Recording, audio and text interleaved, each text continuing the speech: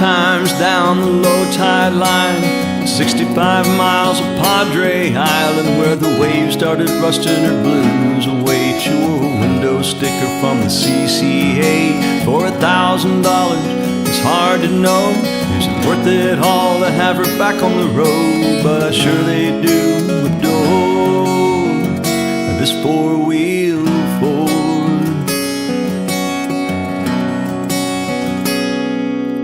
Sliding along Matagorda Bay, springtime dawn toward Rainy Lake, headlights bouncing through the fog and the sand. She took a hard left turn and nearly killed a man, but she's a beacon for a better time.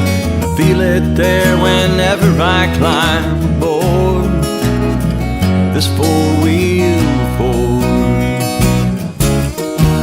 30 gallons will buy less than 300 highway miles, and her dashboard showing 200,000 more.